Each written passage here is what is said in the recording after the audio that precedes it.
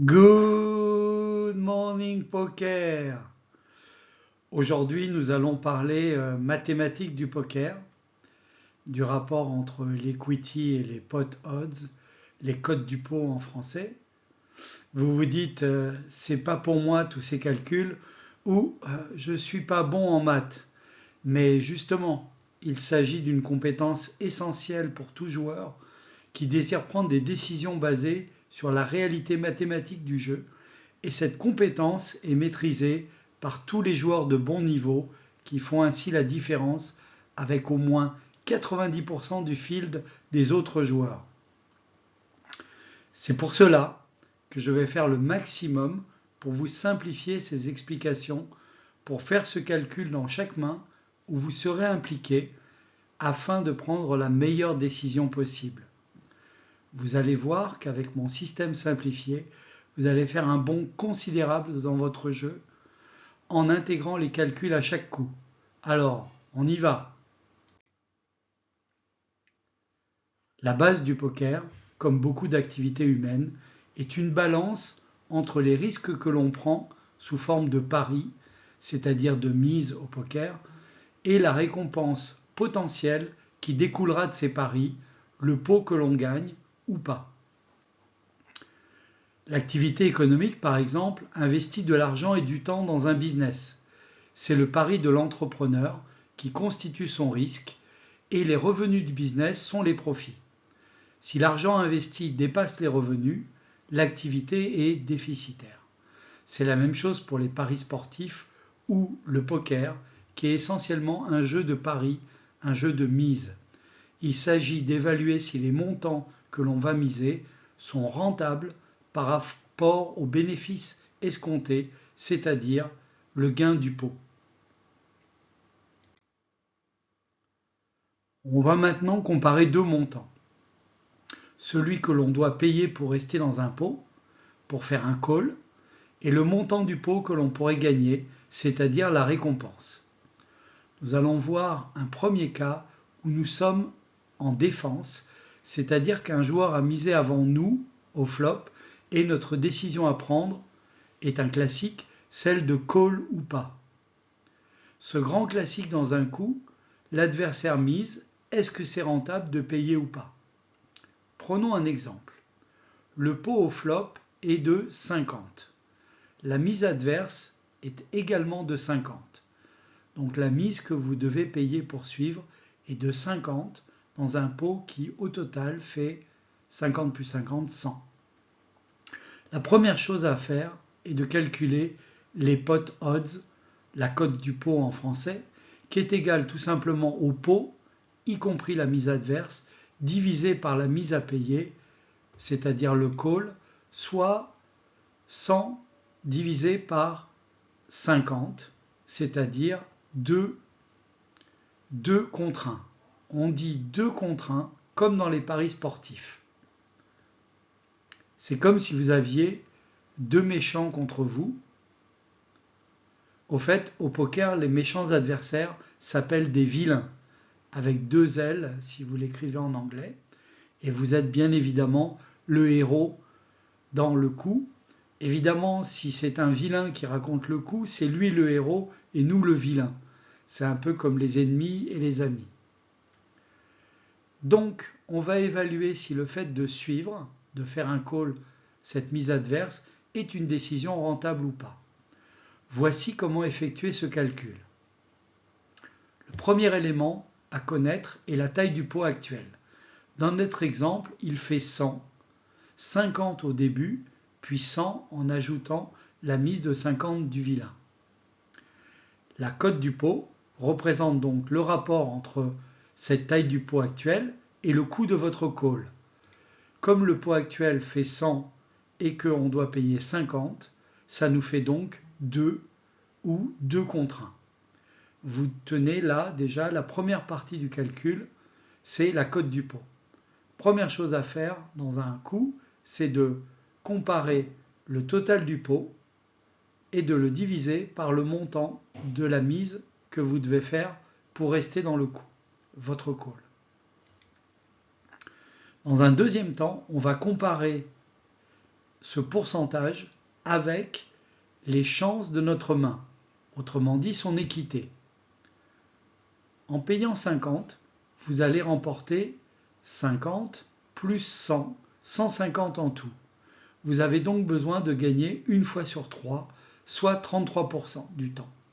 C'est le point mort, qu'on appelle en anglais break-even, de votre call. Si votre main l'emporte plus que un tiers du temps, vous êtes gagnant, sinon vous êtes perdant sur ce coup. L'équité de votre main doit être au minimum donc de 33%. La question est, mais comment connaît-on l'équité de sa main? C'est une excellente question à laquelle nous allons tenter de répondre par la suite dans pas mal d'épisodes. Mais pour le moment, il s'agit de savoir quelle est la cote du pot, autrement dit, quelle est l'équité qui rend rentable notre call. Si vous remportez le pot une fois sur 3, vous allez gagner autant que perdre.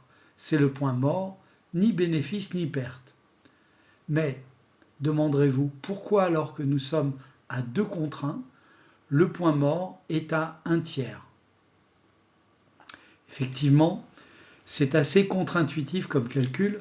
Aussi, je vais faire une petite simulation pour vous montrer pourquoi c'est vrai. On va prendre 3 pots consécutifs, 3 coups consécutifs avec la même situation. Le pot total, y compris la mise adverse, à chaque fois fait 100 et vous devez payer 50 pour le call.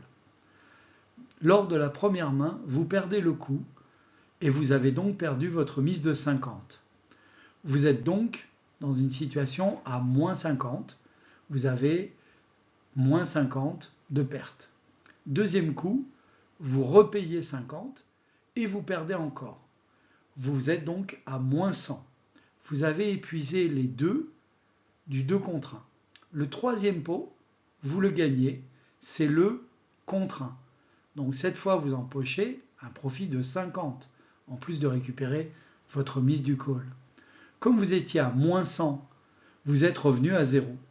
Autrement dit, pour une cote de 2 contre 1, vous avez bien un tiers, 33% de points morts, ni bénéfice ni perte, l'équilibre, break-even en anglais.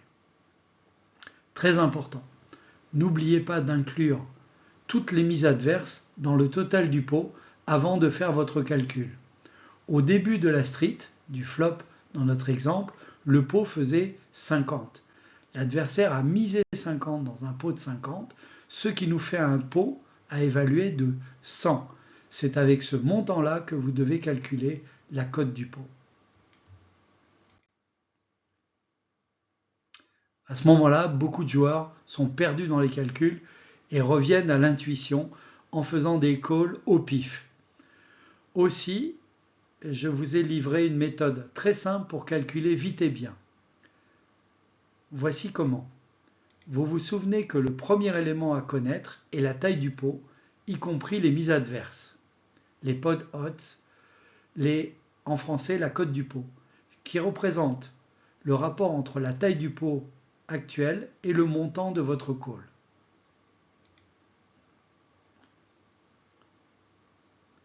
Cela vous donne une cote, comme 2 contre 1, comme nous avons vu dans l'exemple précédent.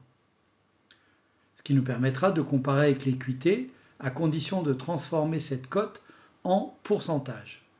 Voici une façon très simple pour faire le calcul. D'abord, vous mesurez la cote. Ensuite, vous ajoutez 1. Vous la retournez en faisant 1 sur ce chiffre. Par exemple, si vous avez une cote de 2 contre 1, vous prenez 2, vous rajoutez 1, ça fait 3, et vous retournez, ça fait un tiers. Un tiers, c'est-à-dire 33%. Et voilà. Donc, vous calculez la cote du pot. Par exemple, si la cote est de 4 contre 1, vous ajoutez 1, 4 et 1, 5. 5, vous le retournez, 1 cinquième. 1 cinquième, c'est 20%. Voici un tableau pratique pour vous permettre de calculer en pourcentage, car tous les équités de notre main sont en pourcentage. Si notre équité de notre main est meilleure, le call est valable. Si l'équité est moins bonne que la cote du pot, calculée en pourcentage, le call est mauvais. Vous calculez la cote du pot, vous ajoutez 1 en inversant. Par exemple, cote de 3 contre 1, on ajoute 1, ça fait 4, soit un quart ou 25%. Si votre cote du pot est pas ramenée à 1, il faut la ramener à 1. Par exemple, 3 demi, ça va vous faire 1,5 sur 1. Vous rajoutez 1, ça fait 2,5 contre 1. Et ensuite, vous avez le pourcentage à côté. Évidemment, la plupart des joueurs connaissent par cœur le ratio entre la cote et le rapport entre la cote et le pourcentage. Cote de 1 contre 1, c'est-à-dire un pot de bête, un pot complet, cote de 50%, comme un coin flip, un 50-50, un pile ou face. Tous les bons joueurs font ça à chaque confrontation et d'instinct, tellement ils le calculent souvent. À gauche du tableau, vous avez la cote et à droite, vous avez le pourcentage calculé. Vous remarquez que quand le pari est très faible, vous avez une cote de 8 contre 1, de 9 contre 1, on est proche de 10% d'equity nécessaire, ce qui représente très peu d'outs. Nous allons justement voir un exemple pratique. Vous vous souvenez que l'équité représente votre part équitable, c'est-à-dire les chances que votre main remporte le coup, en fonction des cartes déjà visibles sur le board et des cartes que vous détenez. Nous avons vu lors d'épisodes précédents de Good Morning Poker le calcul des outs en pourcentage et vous avez retenu que un out égale environ 2%. Justement, nous allons maintenant voir un exemple où nous avons un tirage flush avec As-5 à carreau. Quelle est notre équité sur ce flop Jack 8 à carreau, 4 de cœur? On va simplifier. Si un As tombe à la turn, ce n'est pas du tout sûr que nous gagnons le coup contre un As avec un meilleur kicker. On va dire que seule une couleur nous garantit de bonnes chances d'emporter ce coup. Notre adversaire mise la moitié du pot qui, au flop, faisait 150. Il mise donc 75 dans un pot de 150. À partir de là, on suppose qu'il a un valet dans sa main qu'il veut protéger en misant la moitié du pot avec cette main faite valet quelque chose, donc top pair. La question que nous nous posons est call ou pas?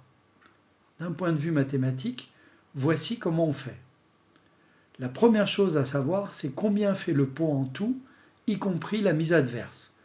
150 plus 75 égale 225. La deuxième chose, c'est combien est mon call? 75. La cote du pot, 225 divisé par 75, ça fait 3. On est donc à 3 contre 1. 3, j'ajoute 1, ça fait 4. J'inverse, un quart. La cote du pot est de 25%. Combien ai-je d'out? J'en ai 9. Vous savez qu'il y a 13 carreaux dans le jeu. Il y en a 4 de présents. Donc 13 moins 4 égale 9. J'ai 9 out. Mon équité approximative est donc sur une street de 9 x 2, 18%. Maintenant, je compare. On me demande 25% pour suivre, alors que j'ai moins de 20% de chance de gagner, puisque j'en ai 18 dans mon calcul approximatif. Je décide de fold, et c'est une décision correcte, parce que je n'ai pas la cote pour pouvoir payer un call. Naturellement, il y a d'autres éléments à prendre en compte, comme par exemple le fait que si je fais un raise all-in, l'autre joueur fold son valet, surtout s'il n'a pas as-valet, ou il pense que j'ai par exemple 2 paires. Ou une autre possibilité, c'est qu'il ne refasse pas une mise au turn, on dit un barrel, un second barrel, un second bar, comme dit Benny, ce qui nous donnera, dans ce cas où il ne remise pas, une carte gratuite pour le tirage, ce qui nous améliore considérablement nos chances, puisque on va passer de x2 à x4, la fameuse règle qu'on a vue du 4 et 2. Donc on va se retrouver avec 36%, 9 x 4, 36, au lieu de 18%, ce qui rend le call valable. Ou bien, imaginons qu'on suive et qu'un roi de carreau apparaisse au turn, ce qui nous donne notre flush max, mais que notre adversaire est justement misé avec Kojak, avec roi-valet. Dans ce cas, il va payer très cher notre flush max au turn. C'est ce qu'on appelle des implied odds, des cotes implicites. Mais sur la seule street du flop, ce call n'est pas rentable. Question subsidiaire. On inverse.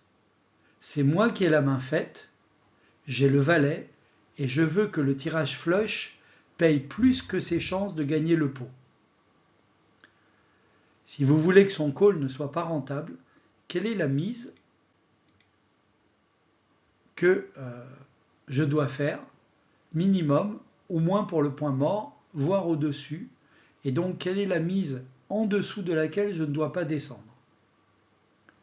Supposons que l'adversaire suive jusqu'à 20% avec son tirage. Évidemment, ça dépend des adversaires. Il y a des adversaires qui vont vous suivre quelle que soit la mise. Mais on parle d'un adversaire rationnel qui calcule la cote du pot. Le pot fait 150. Combien faut-il miser? Je vais vous donner un autre truc pour calculer cela simplement. Il suffit de décaler le tableau précédent d'un cran.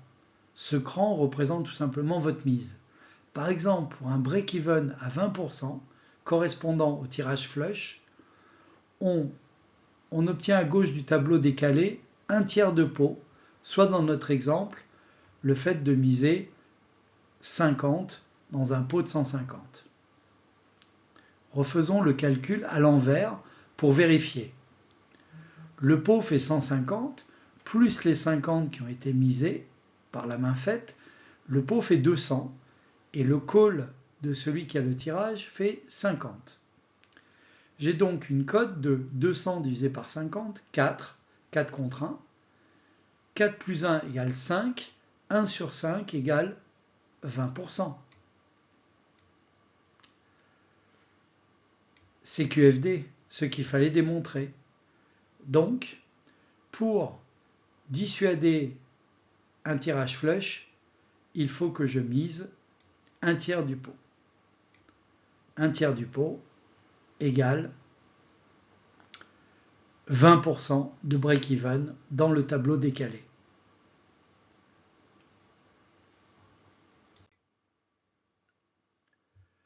Pour calculer rapidement lors d'un coup comment rendre un tirage non rentable, prenons les deux tirages forts les plus connus, ce qu'on appelle en anglais des strong draws, les plus fréquents. Alors, lesquels? La flush draw qu'on a vu plusieurs fois, c'est-à-dire le tirage couleur avec 9 out, et le straight draw open-ender, en anglais OESD, open-ender straight draw, en français je l'ai appelé tirage quinte banane, avec 8 out, les 4 cartes de chaque côté des deux extrémités du tirage quinte. L'adversaire est donc dans une fourchette de 16 à 18% d'équité liée à ces tirages. 8 x 2, 16, 8 out, 9 x 2, 18, 9 out.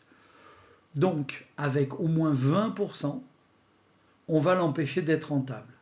Pour atteindre les 20% de break-even avec notre mise, il va falloir miser au moins un tiers du pot, comme on a vu dans l'exemple précédent. Et donc, à partir de 1 tiers et 40% ou plus, on va être très rentable si les gens payent tout leur tirage avec n'importe quel montant. En dessous de 1 tiers du pot, on va permettre au tirage de faire un call rentable. Cette mise pivot de 1/3 du pot est très utile dans de nombreux cas. On va le voir notamment dans le continuation bet, dans le c-bet, dans un épisode ultérieur de Good Morning Poker. Et dans le prochain épisode, nous allons voir pourquoi on mise, dans quel cas on mise, combien on mise, c'est-à-dire le fameux sizing. En attendant, entraînez-vous à chaque main, y compris les mains où vous ne jouez pas le coup, à calculer la cote du pot offerte et la mise que vous seriez prêt à payer si vous aviez la main faite qu'on voit par rapport au board, par exemple sur un board As 8 4, si vous aviez un As par exemple, et As et 8 par exemple à trèfle, pour dissuader par exemple un tirage flush, quelle serait la mise défensive que vous seriez prêt à faire pour empêcher le tirage de la carte supplémentaire à trèfle. Vous verrez que en vous entraînant très rapidement, cela fera partie de votre instinct de joueur de poker. Vous allez établir cette routine à chaque coup, ça va vous permettre de rester concentré et vous prendrez des meilleures décisions avec vos tirages ou avec vos mains faites. À bientôt!